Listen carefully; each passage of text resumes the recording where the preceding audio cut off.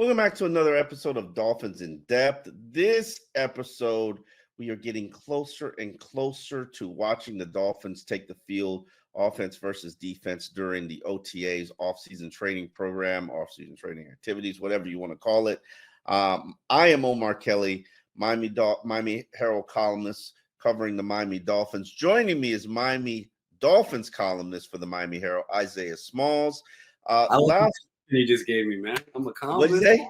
I said I love the promotion you just gave me. I called you a columnist? Yeah. Yeah, you hope I get your check next week too. you got to make it through your sophomore season first. Listen, last episode we talked a lot about the offensive expectations. We broke that down. Then we had the opportunity to talk to the defense, to the coordinators, offense and defensive coordinators. This week, we're going to have an opportunity to watch them do the actual on-field work in practices. But before we get to that point, Isaiah, I just want to go through some of these expectations that we have for the Miami Dolphins defense moving forward. Last year, they finished as the 9th best unit in the NFL. Surprised me on many levels from that standpoint, because I would argue to you that they didn't really have much to work with the exception of Zach Sealer, Calais Campbell, Jordan Brooks, and Jalen Ramsey. How do I forget about Jalen Ramsey? I didn't think they had that much contribution from other players. And this year, unfortunately, it seems as if the Dolphins have lost talent. A lot of talent from a defensive standpoint. So is it fair and reasonable to say that we expect a top 10 defense from this team with all of the pieces that were removed? I don't think so, to be honest. I'm more so thinking top 15, maybe, because I still have faith in Weaver. I think Weaver is a great coordinator, is a guy who has head coach written all over him. See, there you go again with this great. Last week it was about look, no. You not go back off this one? I'm business about this one. I believe he's last week you called Devon Achane a great back. I had to help you walk it back a little bit. But I'm standing on business about this great. I like this. I believe that he's a great coordinator for sure. 100%. Okay, tell me why he's a great coordinator. Because I think, one, when you talk about culture guys, like guys that kind of come in and kind of shift the culture, he is one of those people. And I say that only because if you look at how people talked about him last summer, when it was their first summer with him, they're like, this Weaver guy, he's got it. And if you can go back to the transcripts, and they loved what he was bringing there. He was bringing a new level of culture, because he's a guy that can relate to you, right? He's played the game at a high level, right? He can relate to you, but then at the same time, he's not afraid to, or lack of better terms, get in your ass, you know? He can, and that's the thing. And it's all about expectations at the end of the day, you know? Excuse me, I'm getting over a cold. But, and so I say that to say that, like, I believe he's a great coordinator because, again, there's a level of skill that personally me and you didn't believe that they had last year on that defense. And and again, I remember conversations we had last year when you're looking at where they're ranking in terms of defensive numbers, you're like, oh my God, they're top 10 in this or top 10 in this. Like it was pretty, honestly, it was pretty surprising. And so I say he's a great coordinator because he gets guys to play above their skill level. That's why I believe he's a great coordinator. Okay, but arguably they had a better coordinator in Vic Fangio, who, as you see, with your Eagles team, leads the number one defense. Vic, non-compromising, grumpy old man, but he leads a very good unit. I would call him exceptional. I think you're getting too hung up on the words. I think Vic Fangio exceptional. I think we can add in. We can throw in another level. We can throw in another adjective to describe him. We don't have to limit Weaver's greatness because of the guy who preceded him. I don't think that we don't even have to compare the two. Honestly, I think they're two different people. See, but here's my thing, and I understand that Weaver was not working with the greatest of cards. It's like, you play in spades and you get handed, you barely got any face cards and you don't have any spades in your hand, and you just got to make the best of what you got with some tens. And I wonder how many of our viewers actually know how to play spades. I got you, but I would hope they do. If you don't know how to play spades, you need to educate yourself, because that's kind of the greatest card game in existence. I feel like Weaver is solid because his body of work is not proven. He never ran a defense in Baltimore. Mm-hmm. His defenses in Houston struggled. Now a coaching change had a lot to do with that. Injury to the Watts to which Watt? It's not JJ. It's the brother. The older brother. I forget what the one that's going to the Hall of Fame. JJ Watt is the one that's going to the Hall of Fame for sure. JJ Watt? And what's the other? What's the younger brother? The younger brother is TJ. TJ that's on the Steelers. Okay, it was okay. So it was JJ Watt. JJ Watt was injured the season that he took over their defense. So in fairness, it's hard to run a defense when you don't have the best player on your unit, lacking a Hall of Famer. But last year, I will acknowledge what he did was impressive. He was, but did it without sacks. Did it without interceptions. Turnovers in general, honestly. Turnovers in general. Yeah. Now, I would love to see this defense do what they did last season while adding sacks and turnovers. And I get it. That's what people get paid big dollars for. Those are premium stats right there. Those are premium stats. But like, and that you're right. All season I would look at their numbers and I'll be like, huh? Like, how are they top 10? Well, they were top 10 because they had tremendous amount of success on third downs. And Bingo. That's very impressive. That's something that you should be proud of. But I would love to have seen it work with a little bit of pressure. Now, to Weaver's credit, when you get a unit back where you have Jalen Phillips and Bradley Chubb returning to your team, that should allow you to have the pass rushing pressure that you didn't necessarily have last season. How much of a contribution do you think a healthy, remember I said healthy, because we don't even know. How much of a contribution do you think a healthy Jalen Phillips and Bradley Chubb will make to the 2025 Miami Dolphins? I think that's the reason why we're talking about this unit in such high esteem, is because when you think about that defensive line from the edge rusher position, from the interior, Zach Sealer and KG. I think that's where, and I wrote about this before, like I believe that's the specific position units, that you're going to have to hang your hat on this year, because, you know, Jalen Ramsey is gone. He's not walking. I mean, he's not gone officially. Technically he's not gone. I don't think that he's walking through that door, right? You know, you lost a serviceable corner in Kendall Fuller on the other side, right? You know, Jevon and Jordan are gone. Obviously, they didn't really do much well that last year, but they're gone, right? So I think, I think for me, it's going to be that interior that's really going to, the D line that's really going to, you know, be the calling card of this defense, just because when you think about that rotation, and then let's not forget about Chop, year 2 of Chop, right? I have high expectations for the pass rushers for sure.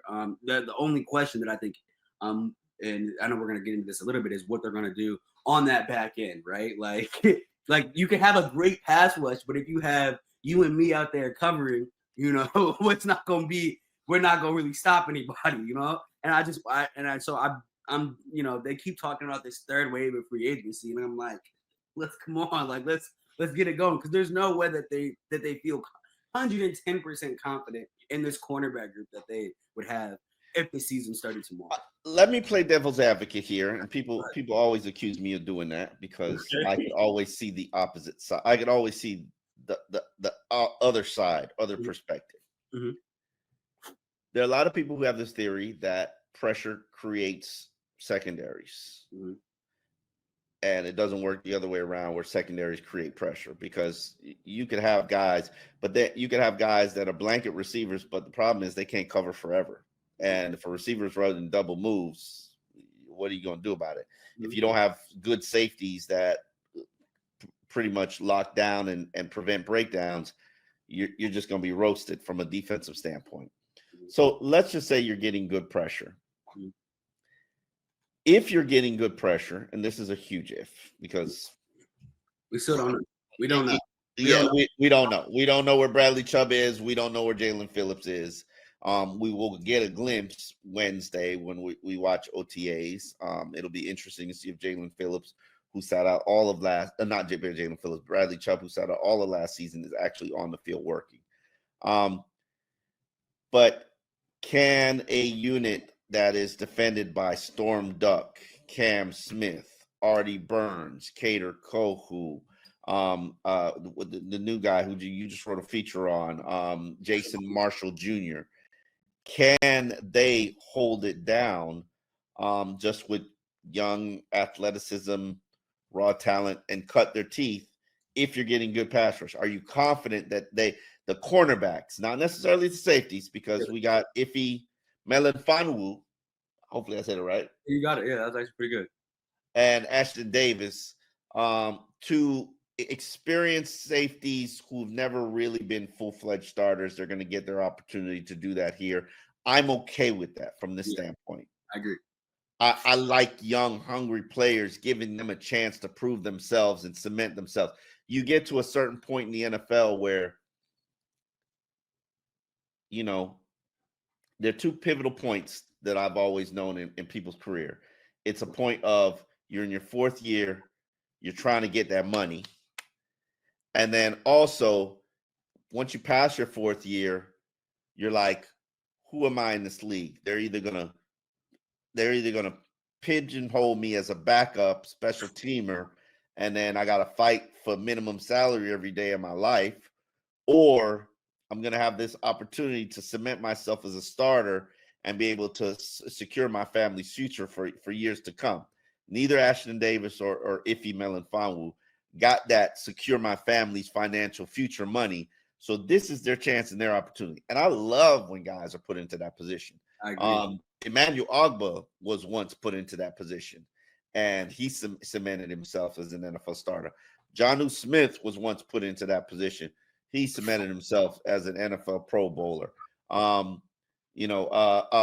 Raheem Mostert was put into that position. He cemented himself as a solid NFL starting back. Look at who Zach Sealer has become. He was once in that position as well. So I'm excited about those guys having those opportunities. But do they have the cornerback arsenal to make it work? I want to, before I answer that question, I want to go back to something you mentioned earlier about like the pressure aspect of it, right? Like it seemed kind of like you're asking, like, what would you rather have? Would you rather have good corners and not great pressure, or good pressure and not great corners? And obviously, I feel like the Dolphins fall in that later bucket, right? And to me, I would rather have better pressure and not the best corners, because at the end of the day, look, like if that pressure gets there, I mean, it's all said and done. That's what it is to me. Like if you telling those guys, look, just give me 3 seconds of good coverage, 5 seconds of good coverage, you know what I'm saying? And then we can try to make something shake.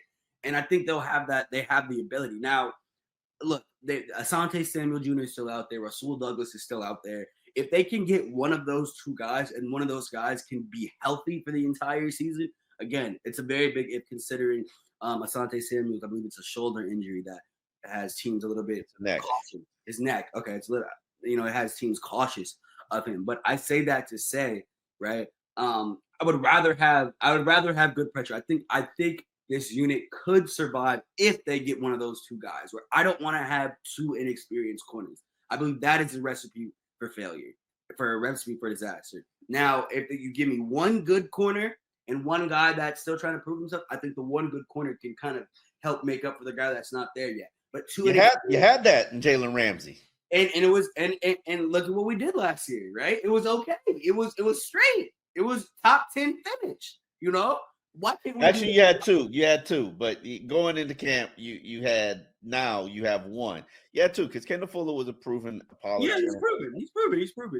I'm talking about, obviously, once Kendall Fuller got hurt and that rotation started, it was a Storm Duck. It was Cam Smith got a chance at it for a little bit. So I think I am a fan of having one guy that we know that we don't got to worry about. I wrote about that with Jalen Ramsey. Jalen Ramsey is a guy that you throw him out there, you don't necessarily got to worry about it, right? And I think you can get creative with a guy like Jalen Ramsey, and that's what we liked, right? Sometimes he would blitz him. Sometimes he'd have him line up in the nickel and do what he got to do. And that having that sort of weapon X, I believe, is that's any defensive coordinator's dream, right? But you're not going to have that. That's gone. That's out the window, right? But I still think that there's good talent out there for you to secure a corner who will help bring along the other guy, right? How much? Here's the thing: Mhm. Dolphins right now have about $13 million in cap space. They're also going to get about $8 million in cap space from the eventual trade of Jalen Ramsey, which cannot happen until June 1st. Supposedly, there are teams that are willing bidders. I personally think he's going to return to Los Angeles or play for the Atlanta Falcons. We will all see. This is a relationship-based business. Jalen Ramsey's not going to go somewhere where he doesn't know people or they don't know him, because I think he's a very particular individual, and how he does business has to appeal to you because he does business in a very unique fashion. But $21 million in cap space, how much do you realistically want to pay one of these corners? One of these corners who are still out of work and unemployed. I would make the argument to you that I don't think you could name an individual out there right now who I would be willing, in any position, who I would be willing to pay more than $4 million to. Ooh. I mean, yeah, no, that's real. That's real. And these guys, what are they asking for? Are they asking for double digits? Are they? I hope they're not. I have no idea. Nobody's asking for double digits at this point, because I don't even think Rasul Douglas made double digits last year. I'm going to look it up. Yes, look, I would say for Asante Samuel, because I mean he's a little bit younger, right? But I think the ages are 29 and 25. I mean, 7 million, but 7 million, but have some incentives baked into that 7 million, right? It No, can thank up you, to sir. 7 million. Can we? Why can't we? What's wrong with making incentive-based contracts? No, I don't mind an incentive-based contract, but when you've got a neck issue, especially at a cornerback, and you're a defensive player, all it takes is one head-to-head collision, and we're talking about I'm on the hook for an injury settlement. Like I'm on the hook. A neck is a very serious thing, and so he's going to be playing with risks. I remember last year talking to this year talking to Xavier Howard, and he was playing with a Liz Frank injury, or trying to play with a Liz Frank injury, and a lot of teams were like, "We will sign you, but you got to sign this injury waiver on that Liz Frank. We're not responsible, or we're not covering it if something happens."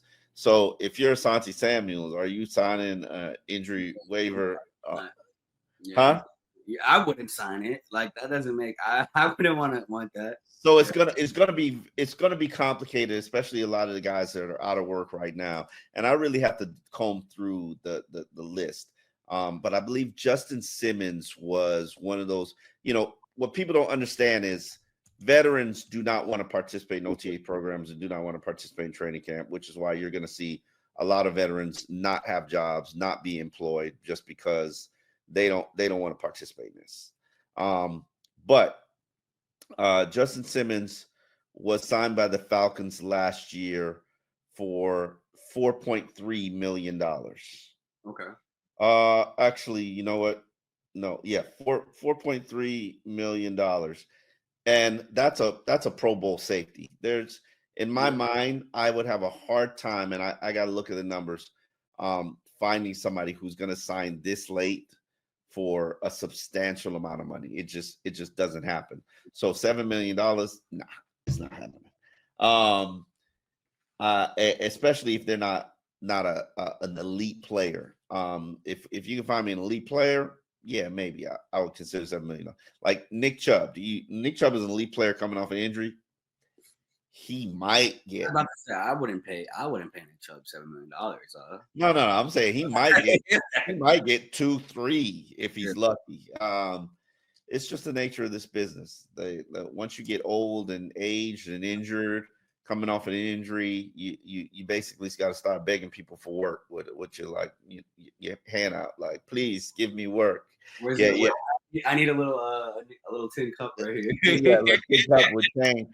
That's how the NFL is. It's a very disrespectful league. Let's get into these linebackers, because Jordan Brooks arguably had second best season defensively for the Dolphins, in my opinion, behind Zach Sealer, who was a double-digit sack producer for the second straight year. Jordan Brooks had a phenomenal, I think it was 140 tackles and sacks and interceptions. Now he's going to be paired with Terrell Dodson, who I would make the argument that both are weak side linebackers. And talking to Joe Bell, their their position coach, they're going to have Dotson play the inside linebacker spot, the middle linebacker role, be the signal caller, be the green dot player, leave Jordan Brooks where he is in the role that he's thrived in. In your opinion, is that the right approach or the wisest approach for this Dolphins Had team? this conversation on this podcast before, but I'll double down. I believe that's the correct approach because if you have a guy like Jordan Brooks who, is a guy that can just kind of flies around, you don't want him trying to think too much, right? Like, not to say that he couldn't do it, because I do believe he can. I just if he's a guy that sees right and is gonna go, like, let's just have him just be in that position. Now, Tyrell Dodson, like, he's a guy that came in last year, grabbed 2 picks in a very limited sample size, right? So showed some good work last year, good enough obviously to get re-signed, I believe, for 2 years, right? So I like the decision. I think that the linebacker, my expectation for that group. I mean, I don't know if Jordan Brooks is going to put up another 140 plus tackles, right? But You got to. But Who else is going to make tackles? Who else is going to make plays? I know that's real. That's real. I will say that I do believe that he's going to have another good season. Like, he's a great player. He's one of those guys. I mean, I believe he was like a top 15 pick, or at least a first round pick. He was a first round pick, yeah, late first round. The late first round pick. He obviously has a skill and talent level, and so I believe another great season from him. I think he'll benefit well from having the pressure of that defensive line, right? I'm looking forward to see how that kind of affects them, because when that pressure comes through from guys, that's when you start seeing these balls getting thrown out, and specifically two linebackers too, right? So I have high expectations for that, just because it's going to be a repeat, right? Like, this is year 2 in the system. Obviously, Tyrell Dodson's a little bit different because he joined the team a little bit later, but it's still year 2 of you within this system. So I expect you to have a mastery of the finer points, so you can have build upon what you did last year. Mm-hmm. Now, if I asked you, what is your greatest concern about Anthony Weaver's defense in 2025, it would be what? I mean, it would be the cornerback position. But that's not his fault. You know what I'm saying? I feel bad for him, right? I think we've had this conversation off air. Like, you kind of got to feel bad for. Oh no, I think it was Chris Perkins from the South Florida Sun Sentinel. Like, you got to feel bad for Weaver a little bit, right? Because you take away Jalen Ramsey, right? And again, like, that, it's not his fault. Like, I think you reported on that a little bit. Like, it's not. We can play the blame game with whose fault it is. We know that it's not Weaver's, right? So take away your best defensive player, right? We're not going to re-sign the veteran in Calais Campbell, right? And so it's just like, come on now, like, what am I supposed to do? So you got to feel bad for Weaver, but I think it's a cornerback position. Like, there's a lot of unknowns out there, right? I mean, Stormbrook for a young undrafted corner to start 2 games in the NFL. I mean, he played okay, right? Like, it wasn't great. It wasn't good. He played okay. He was all right. It was like, it was. I mean, he made some plays, but then he also had some plays made on him, right? So I think have him year 2. Hopefully, he'll be a little bit more confident. I wouldn't mind him being one of the 2 starting corners, but I really believe that you need to go get one of those guys who have have started multiple seasons at the cornerback position, right? And so I that to me is the biggest concern of that defense for sure. Because go ahead. Let me ask you a question. Have you closed the door on Cam Smith? I don't think we closed the door on Cam Smith, because I think the investment, I believe it was a 2nd round pick. I believe the investment was too high for us to close the door on him immediately. We're gonna see how he looks in OTAs. By my guy Mateo's point, the cornerbacks coach, right? He looks physically bigger, right? He's a guy that has they set a plan for him from the minute the offseason began, right? You need to be better, bigger physically. You need to get your head in that playbook. And to his credit, at least for right now, at this point, very early in the process, right? Mateo said that he has done all of that, right? And so I'm not gonna throw him out immediately, right? I think But I'm just concerned because you have two, rookie, you're trying to learn everything. Second year injuries kind of mess him up. Like this has to be the year. As Chris Greer said, the training wheels are off. We're not going to hold his hand. This has to be the year that he steps up and becomes a player that they draft. Yeah. I will say this about Chris Greer and the organization. When they draft you high and they make a massive, significant investment in you, in terms of resources, which are draft picks, they're going to give you every opportunity to sink or swim. And that's why we've seen Liam Eichenberg start 52 games. It's so Cam Smith. Let's hope he doesn't turn into the new Liam Eichenberg of the Miami Dolphins, but he's going to get an opportunity to sink or swim. But I will say this. We went 26 minutes without mentioning the name Liam Eichenberg. And we're talking about the defensive side of the ball. Like, I'm just saying, and even Noah Igbenogany, Noah always got every shot and every opportunity to exceed expectations when he was here as part of this organization because he was a first-round pick. I think we'll see the same thing for Cam Smith, but they'll get to a point where when you don't cut it, you don't cut it, and they'll move on. So we'll get to see. Let's exit out of this podcast with what are your expectations? What are the things that you'll be looking for in OTAs when you do get that access tomorrow? For fans, we cannot technically tell you specifics on positions and depth charts and things of that nature, but we can tell you the action that we see. What are you looking for? I'm looking for Bradley Chubb and Phillips and Jalen Phillips. I want to see how they look, how they're moving. Obviously two guys that are very important to this defense coming off of significant injuries over the last year plus. And so I want to see how they move. Like what are they doing? How's their movement? And also they're talking too. I want to see how they're in the ear of these young guys. Just trying to bring along the room as a whole. And so I'm looking definitely for them. I want to see if I can also switch to the offensive side of the ball. I want to see how that offensive line looks. I just want to see how it moves. They're not blocking anybody. I get that, but I just from a very basic standpoint, I just want to look at Jonah Savainaya.